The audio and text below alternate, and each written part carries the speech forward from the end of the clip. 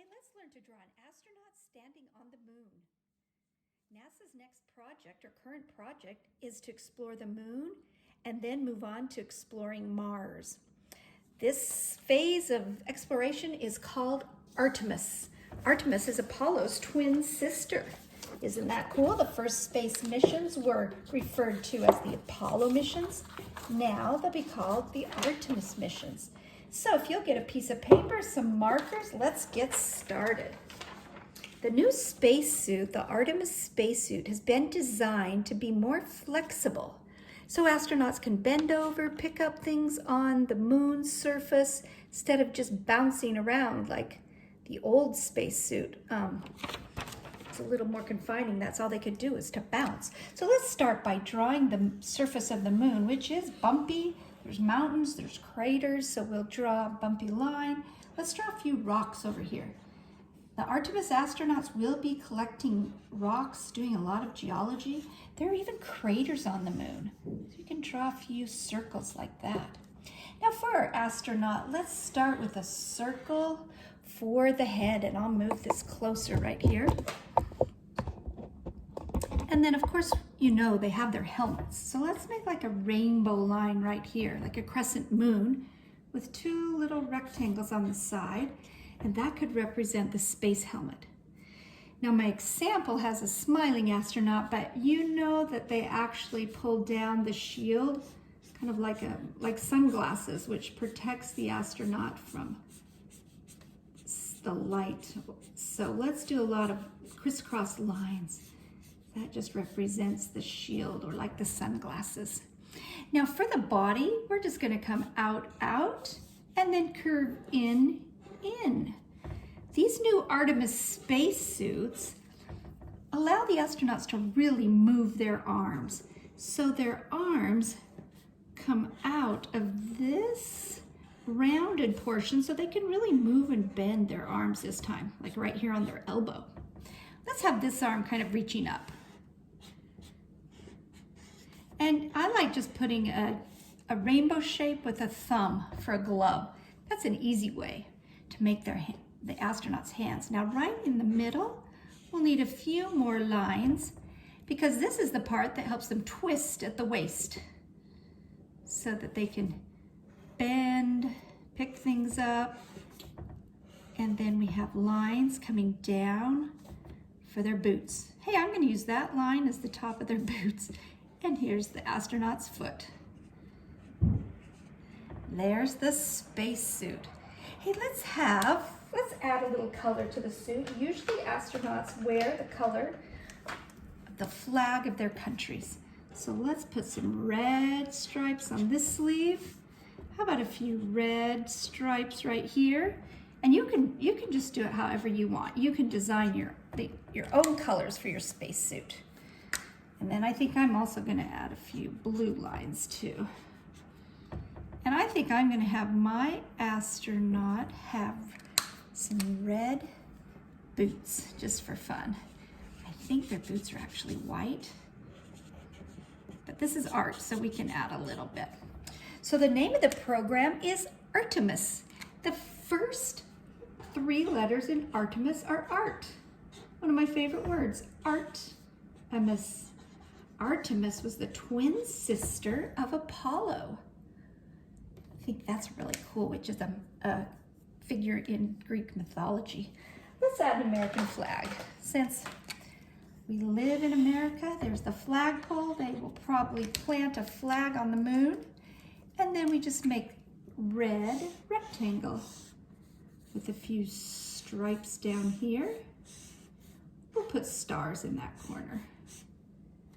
Oops, I need to scoot this over just a little. There we go. All right. I'm going to make my red stripes a little wider now. Red, white, and blue, right? And a few blue. Instead of stars, I'm just going to make circles. So this Artemis this new spacesuit that they've designed, the engineers have worked on it for a long time, and they want to practice on Earth.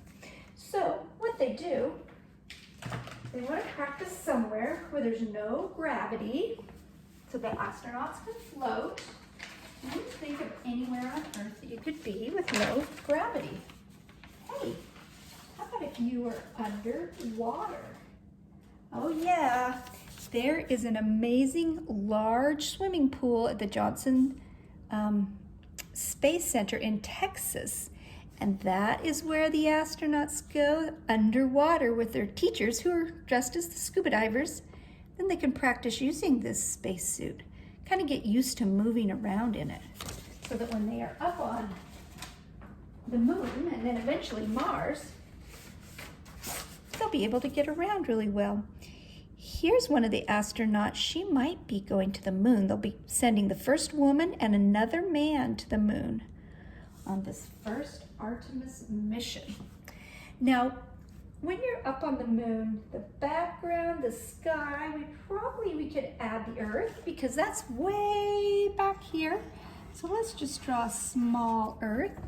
We can make that a blue circle with some green continents and then the rest filled in blue. The Earth is the only planet with enough water to sustain life. Sometimes we just call it the blue planet. There's our Earth. Hey, and if you want to just make some other planets just for fun, like Jupiter, Neptune, Mars would be really tiny, way out here with a tiny little red planet. You do that, because this is your art, so you can add whatever you want now.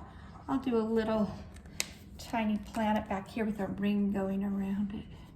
That's fun. Ooh, you could even make an asteroid or a comet or a meteor. Ooh, what if we saw like a meteor going through the air right here? So I'd have like some little dotted lines just showing that it was flying through the air. What if there were two of them? There we go.